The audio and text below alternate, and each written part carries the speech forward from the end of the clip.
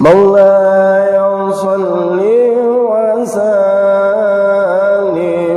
دائما أبدا على حبيبك خير الخلق كلهم يا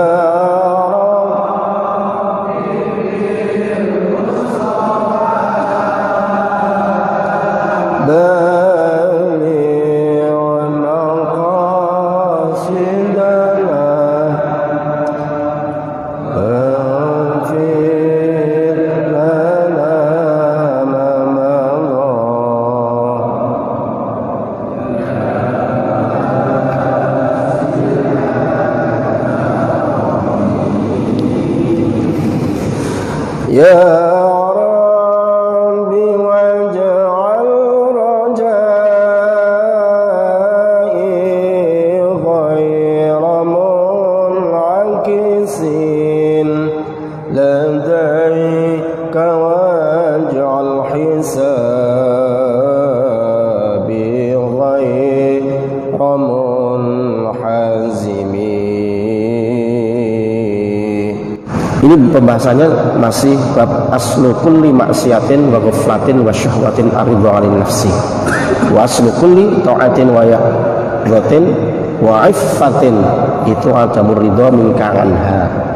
Jadi pangkal setiap maksiat, kelalaian dan nafsu syahwat itu adalah dia ridho atas hawa nafsunya.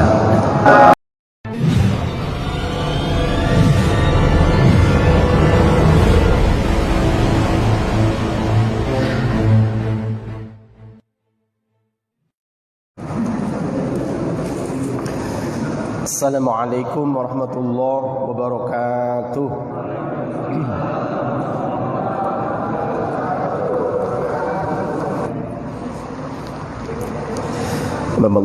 Alhamdulillah, kita masih diberikan karunia rahmat, terutama dilimpahkan rahmatnya kepada kita semua,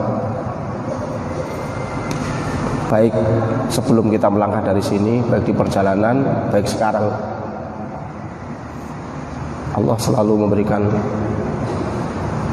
memperkenalkan sifat-sifat baiknya, sifat sayangnya, sifat lembutnya, sifat al-hatinya, sifat taufiknya yang selalu memberikan pertolongan, dan sifat-sifat yang lain. Dan alhamdulillah kita menjadi manusia yang sangat beruntung, di mana kita tidak ridho terhadap kebodohan kita. Kita hari ini tidak ridho dengan sifat-sifat yang masih ada di dalam diri kita, yaitu sifat-sifat yang tidak baik. Buktinya kita masih pengen menghilangkan sifat-sifat yang tidak terpuji dalam diri kita. Juga tidak ridho kalau imannya cuma standar-standar saja. Kenyataannya kita masih ingin meningkatkan keimanan dengan cara kita thalabul ilmi. Mudah-mudahan apa yang disampaikan di dalam kitab Syarh Hikam ini memberikan manfaat kepada kita semua, sehingga kita menjadi orang-orang yang semakin meningkat keimanannya dan menjadi orang-orang yang makrifat sebelum meninggal dunia. Amin ya rabbal alamin. Ini pembahasannya masih bab aslu kulli maksiatin wa ghaflatin wa syahwatin aridhu 'anil nafsi wa aslu kulli ta'atin wa yaqdatin wa iffatin itu adamur ridha minka anha. Jadi pangkal setiap maksiat, kelalaian dan nafsu syahwat itu adalah dia ridho atas hawa nafsunya. Ridho itu orang, saya sampaikan supaya terhilang-hilang lagi. Ridho itu orang kalau sudah di situ kok nggak pengen pindah, itu ridho. Jadi maling kok nggak pengen nggak jadi maling, alias pengen tidak menginginkan berhenti jadi maling, namanya dia ridho jadi maling gitu.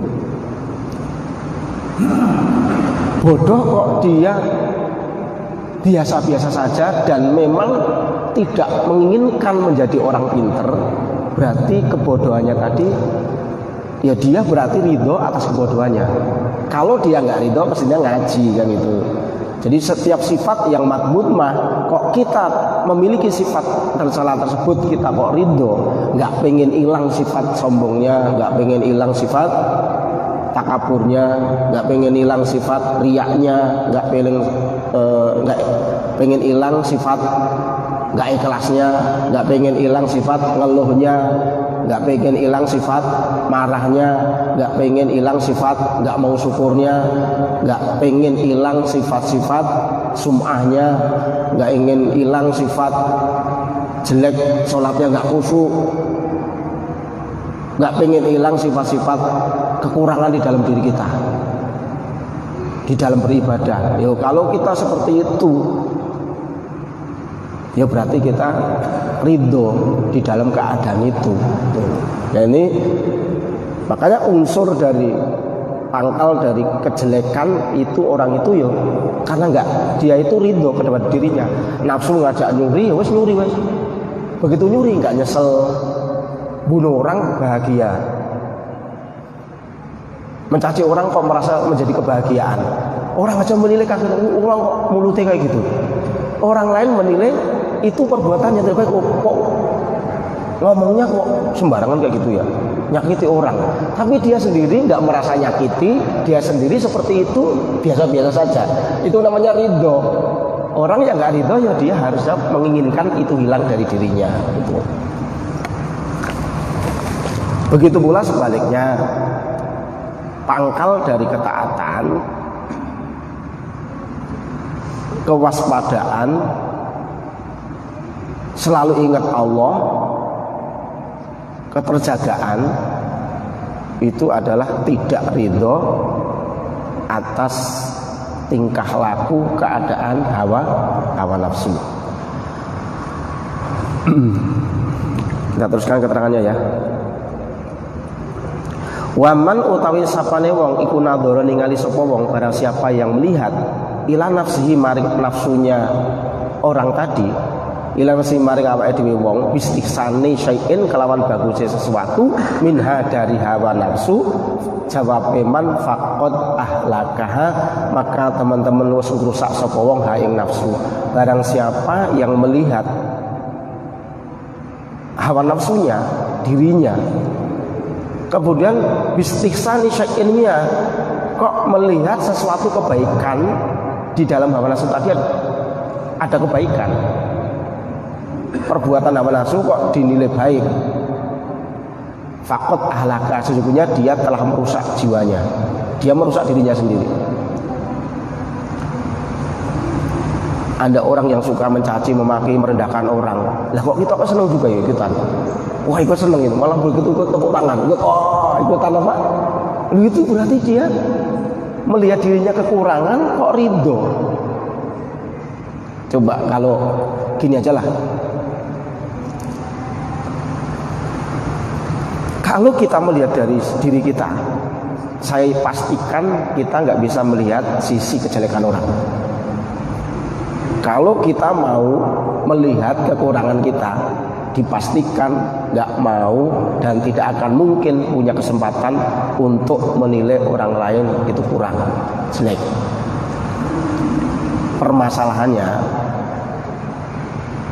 ada orang yang memang ridho terhadap nafsunya, yaitu suka menilai orang lain tapi tidak mau menilai dirinya. Itu banyak. Kalau zaman akhir memang seperti itu. Jadi barang siapa yang melihat dirinya, kemudian setelah melihat dirinya itu ada satu perbuatan akhlak nafsunya kok dianggapnya ada yang baik, faqad ahlaka, sesungguhnya dia telah merusak dirinya sendiri. Wa kaifa lan halih kepiye yasihu sah boleh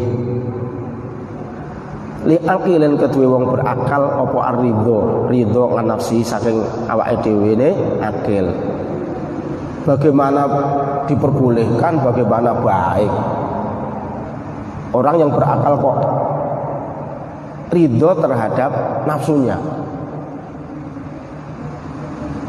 Apakah sah itu dianggap baik?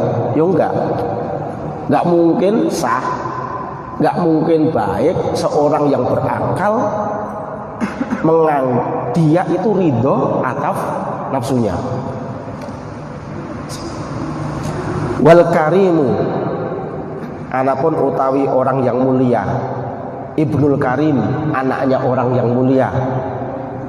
Ibnul Karim anaknya orang yang mulia, jadi keturunan orang mulia. Ibnul Karim anaknya orang mulia lagi. Iku yakulu, siapa namanya? Nabi Yusuf. Nabi Yusuf itu putra orang yang seorang nabi, terus bapaknya Al-Karim juga orang mulia juga, mbahnya orang mulia juga, kakek buyutnya orang mulia juga. Iku yakulu berkata, wa ma ubarri'u nafsi innan nafsa la'ammaratun bis-su'i illa ma rahima rabbi. Wa ma ubari'u lan orang lebarake sapa ingsun nafsi ing jiwa ingsun. Innan nafsa sak temene hawa nafsu iku la ammaratun yaktine akeh perintah apa nafsu bisu'i kelawan keelekan. Illa ma kejaba hawa nafsu rohima yang mengasihi siapa ing ma sapa Rabbi pangeran ingsun. Nabi Yusuf tuh kurang apa loh? Coba sabari pol. Nabi Yusuf dari kecil sudah terlunta-lunta. Dari kecil itu sudah dibenci, diiriin, didengkiin oleh saudaranya. Sampai-sampai saudaranya itu menginginkan Yusuf ini dibunuh, tapi ada yang usul, nggak dibuang saja.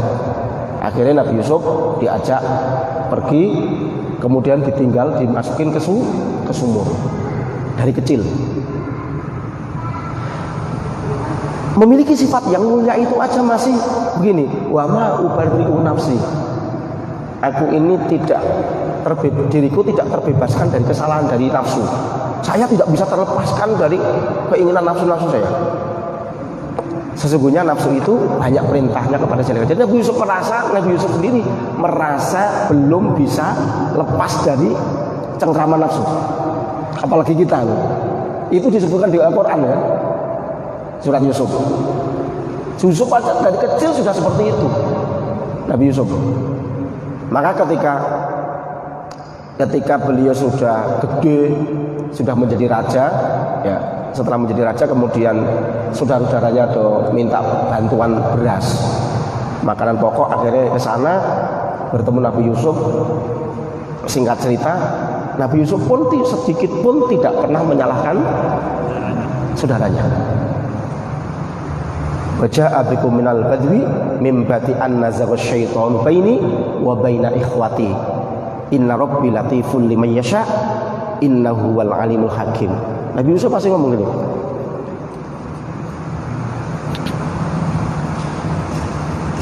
Dan Allah membawamu dari desa setelah bertemu saudaranya, setelah setan itu merusak hubungan saya dan saudara saya. Nyalakan siapa? Nyalakan setannya. Ketika Nabi Yusuf itu diusir saudaranya, dibuang saudaranya, ketika saudaranya bertemu dengan Nabi Yusuf, sama sekali sedikit pun nggak ada rasa dendam. Bahkan menyalahkan, bukan nyalahkan saudaranya. Kenapa lo dulu buang saya, sekarang enak aja minta bantuan saya? Dulu kan kok mau pulang buang saya? Kenapa aku sekarang minta sesuatu kepada saya? Kan gitu. Harusnya kan kalau orang yang dendam. Tapi Yusuf nggak gitu. Nabi Yusuf masih mengatakan bahwa pertemuan di Nabi Yusuf dan saudaranya itu adalah pertemuan yang dulu saudaranya ini karena setan yang membuat saya dan saudara saya itu berpisah. Jadi nggak nyalakan saudaranya, nyalakan setannya. Sampai-sampai Nabi Yusuf itu nggak ngungkit sama sekali atas apa yang dilakukan oleh saudaranya. Tapi Nabi Yusuf yang memiliki sifat yang mulia ini pun masih wa ma ubarri'u nafsi. Sesungguhnya diriku ini tidak terbebaskan dari nafsu. Coba. Di nafsu Nabi Yusuf saya elek, yang jelek. Gak ketemuan? Sampai seperti itu. Coba. Maka ayat ini sebetulnya ayat yang sangat populer di bab nafsu. Nabi Yusuf yang sampai seperti itu. Coba. Kemudian setelah ceritanya Nabi Yusuf, mungkin pernah saya sampaikan, Nabi Yusuf ketika dia dituduh pengen memperkosa siapa? Zulaikha. Akhirnya Nabi Yusuf di penjara. Ya, di penjara. Setelah di penjara, keluar penjara, Nabi Yusuf itu setelah keluar penjara apa? Waqad ahsana bi id akhrajani minas sijni. Tidak menyalahkan rajanya, tidak menyalahkan yang menjebloskan ke penjara, tidak menyalahkan orang yang mengkriminalisasi Nabi Yusuf. Nabi Yusuf nggak salah, wong difitnah. Tapi sampai masuk penjara. Tapi ketika keluar pun sama sekali lisan Nabi Yusuf itu takut santai aja. Enggak. Kurang ajar loh. Yang dinamakan waqad ahsana bi id akhrajani minas sijni. Tuhanku itu sangat baik sekali ketika Tuhanku itu mengeluarkan aku dari penjara. Masih itu. Jadi nggak punya rasa dendam dengan pelaku yang pertama yang memfitnah, tidak punya rasa dendam terhadap yang menjebloskan. Itu saja beliau masih mengatakan wa ma ubarri'u nafsi. Diriku ini tidak terbebaskan dari nafsu. Kayak apa ini kalau kita? Berarti kalau kita harusnya ucapan itu terus di dalam diri kita, kan ucapan Nabi Yusuf itu. Wong kita belum sepinter Nabi Yusuf, kita belum sekalim Nabi Yusuf, kita belum sebaik Nabi Yusuf, kita belum sesabar Nabi Yusuf, kita belum sesyukur Nabi Yusuf. Ujian kita belum sehebat seperti ujian Nabi Yusuf. Dari kecil sudah dibuang, mau dibunuh, begitu gede dikit diwetlah di penjara lagi.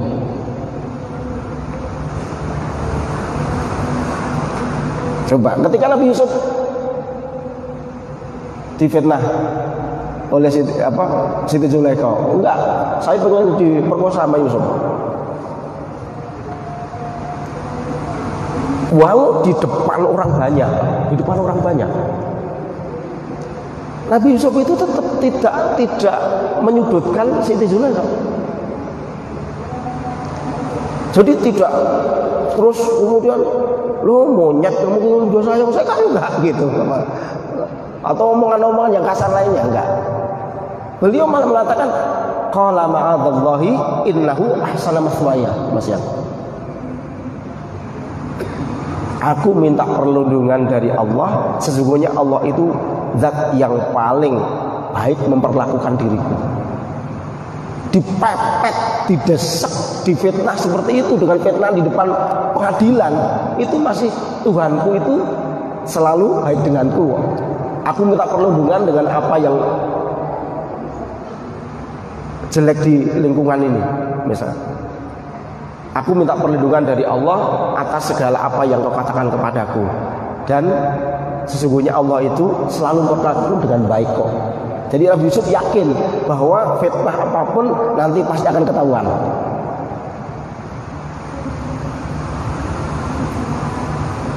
Itu saja masih beliau mengatakan sampai didawamkan oleh Allah, abadikan di dalam Al-Quran, wa ma ubarri'u nafsi. Ya, diriku tidak terbebaskan dari nafsu. Tuh. Sesungguhnya nafsu itu banyak perintahnya kepada kejelekan, illa ma rahima rabbi, kecuali nafsu yang disayang Allah. Jadi kalau pengen ya Allah sayangi nafsu saya gitu, itu berdoa ya. Makanya Rabbighfirli warhamni kan. Setiap doa banyak kan pakai warhamni. Rabbighfirli wali walidayya warham.